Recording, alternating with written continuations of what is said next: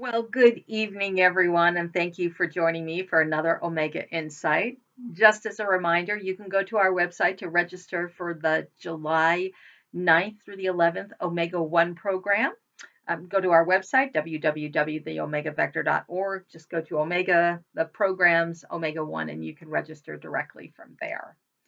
Tonight's topic, I wanted to just bring out the idea of being a walking contradiction. And what by this I mean, I'm certain you've had this experience. I used to say there's an outside voice and an inside voice. And sometimes my outside voice doesn't necessarily match my inside voice. For example, for me, when I witness or I'm around someone who I feel is violent and destructive and causes people harm, my outside voice says, all these years I've been practicing patience and acceptance, smile, be grateful for the opportunity to practice the work. But my inside voice is going, ah, you idiot, why? So I have that contradiction that's happening. And, if you're attuned enough, you can feel it, you know it, you're aware of it, and you smile. And then on the opposite side, if you've been around with people who, they don't like you and they do that little hi, and it's the fake smile. How are you? They don't really care how you are. We feel it when someone does that. So, why is it that we have that walking contradiction, that we have an inside voice and an outside voice? Now, I know that we do the outside voice because we don't want to offend people. We don't want to expose ourselves. Maybe we're afraid of what somebody's reaction is going to be. Maybe we just flat out don't care. In any case, by having that contradiction, it's causing if I could use the word, a tear within us because we're reacting on the inside, but we're not on the outside. Now, I know there's the philosophy, fake it till you make it. And I understand that. I understand that that's the idea of what we're wanting to do is to present a front of being peaceful and kind. But we cannot truly be peaceful and kind if we don't have it within us. The concept is in order for me to stop the war on the external world, I have to first stop the war internally. Internally, I have to come to peace before I can create peace externally. And that's the idea, the goal we're striving for. This is why we call it the work. To first recognize that, oh, there's that reaction inside of us. And what typically happens, we react first. What ends up happening, we have this reaction and we see ourselves reacting. And then the more that we practice this, we feel the reaction inside, we know it's there, and we still react. And then, of course, the more we practice, we feel the reaction inside and we choose not to react. And here's where we have that walking contradiction. And this is where people stop. They stop practicing and doing the work because they think, oh, I'm outside. Nobody knows that I'm upset inside. Here, I have a pleasant voice. People think I'm kind. People think I'm, and they stop working, but they're still having the reaction. Naturally, the goal would be to not have the reaction. Now, great that you've managed to be able to not react every time you experience it, but there's work to be done. Eventually, you'll get to a point where you start to feel it rising up and you can suppress it inside so you don't have it inside. And naturally, the ultimate goal would be not even to have that reaction, to be at peace with whatever is unfolding in front of us. And this is something difficult to strive for. Um, I can tell you, I've been doing this work since 1990, so 31 years, and I am not successful.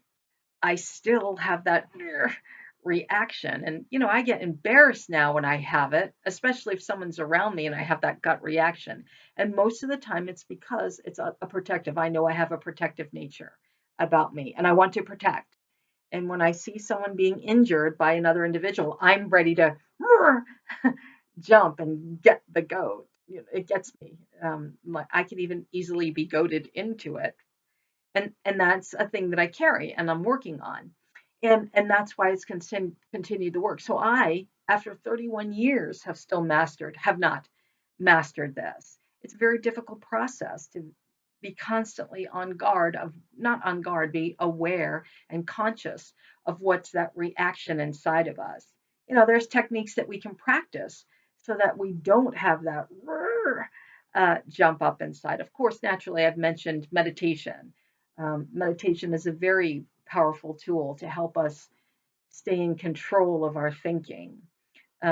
Practicing the gratitude, being grateful for things, helps us stay centered and not be as stressed. Looking for joy, practicing moments of joy and bringing forward joyful moments is another way to not have that reaction. And I know these are all techniques connected to the mind, and the reaction at times is the emotional reaction. And so the question I beg to offer would be, how do we practice emotional work not coming emotionally? And so when we think about emotions, I'm talking about irrational emotions like rah, when it, how do we do that? Well, it's working on our triggers, recognizing that we have triggers and working on them, being at peace when that trigger comes in. You know, those simple practices. Oh, count to 10. 1, 2, and bring ourselves to a state of peace. Go to a happy place. That was another popular thing. Go to your happy place so that you're not reacting. Another one is to practice the scenarios in your mind. You know you're going to encounter this individual, or you know there's going to be, in my case, there will be violence on the planet. How do I not react to that and recognize here's a situation? How can I react to this? Here's a situation. How can I choose to act instead of react to the situation? And again, it sounds daunting, and this is why we call it the work. It's not an easy task. Ageless wisdom teachings have talked about this for centuries, that it's constant vigilance on being attuned to the individual that you wish to be. When I stepped into the Omega room and I started facilitating, there was a facilitator meeting that we were discussing about the idea of pulling forward the desires that you have to manifest them. And we were discussing, visualize the type of person you wish to be. George had said this. Visualize the type of person you wish to be. When you walk in the room, how do you walk in the room? Is it effortlessly, or do you draw attention to yourself? Can you show up in the room as harmless as you can be? The words that you choose, the smile that you have, the way your eyes connect with individuals, your mannerism, your walk, the illustrations that you use. He said, to the minute detail, as much as you can, pull forward that image and feed it. Because if we consider that our mind can construct and manifest, then the more energy that we put into it, the more likelihood that it will manifest.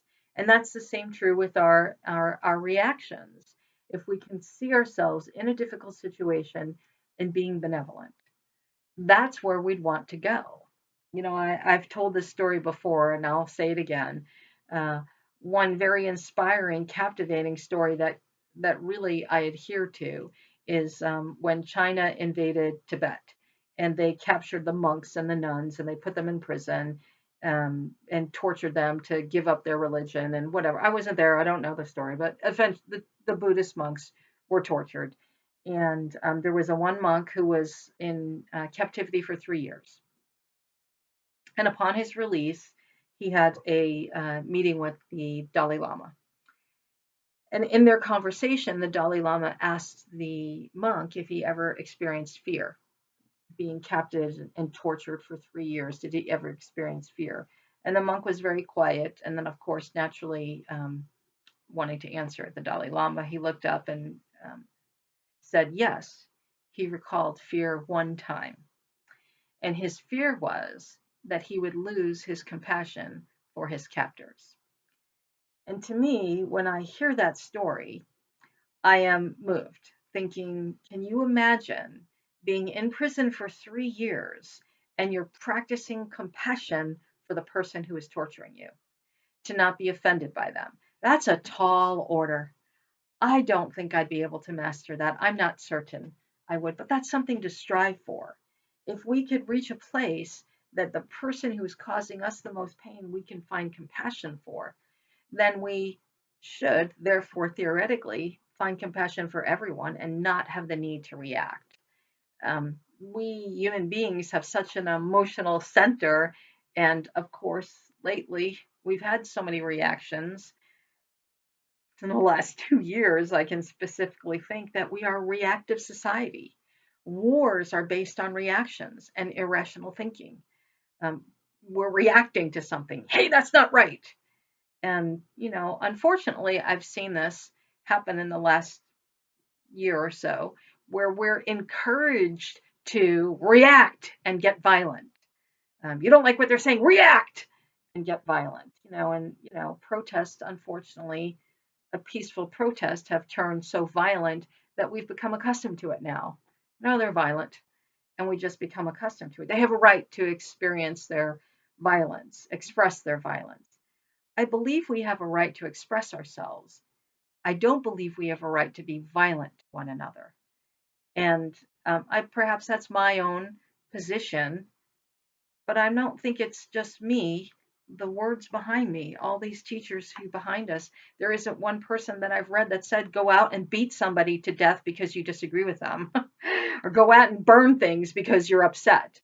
There isn't anywhere in these books behind me that says that.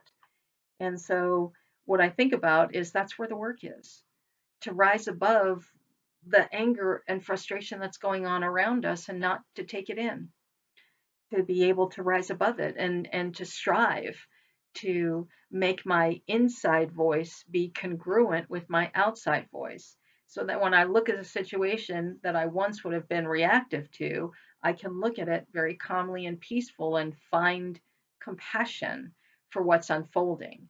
Not saying that I condone it and not encouraging it, but to recognize that I can be compassionate towards it and not reactive, because my reaction will add to that negative energy that we're putting out there.